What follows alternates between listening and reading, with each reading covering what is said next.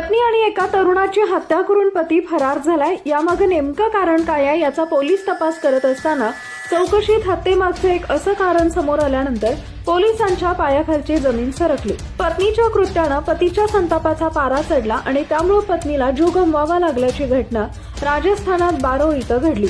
मिळालेल्या माहितीनुसार पोलिसांना घरात एका विवाहित महिलेचा मृतदेह सापडला।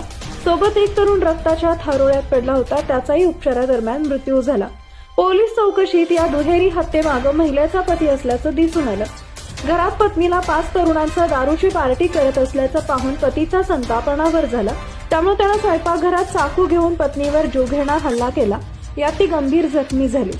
त्यानंतर त्यानं 5ही तरुणांकडे मोर्चा वळवला। त्यापैकी 4 जण पळून जाण्यात यशस्वी झाले। एकाला आरोपीनं पकडलं आणि त्याच्यावरही चाकूनं वार केलं।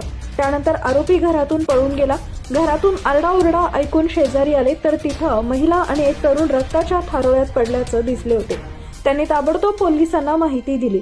पोलीस घटनास्थळी दाखल झाले, मात्र त्यापूर्वीच महिलेचा मृत्यू झाला। तरुण मात्र जिवंत होता।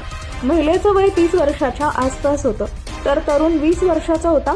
तरुणाला आता इथल्या रुग्णालयात उपचारासाठी दाखल करण्यात आलंय, मात्र त्याचा मृत्यू झाला। या घटनेतले 4 फरार तरुण कोटा इथला आहेत। हे दुहेरी हत्येचं प्रकरण प्रेम प्रकरणाशी संबंधित असू शकतं असं पोलिसांना संशय आहे। या हत्येमागे महिलेचा पती असल्याची प्राथमिक माहिती पोलिसांना मिळाली। पोलीस आरोपीचा शोध घेत आहेत। तसंच घटनेतले इतर 4 तरुण नेमके कोण याचाही पोलीस शोध घेत आहेत। दरम्यान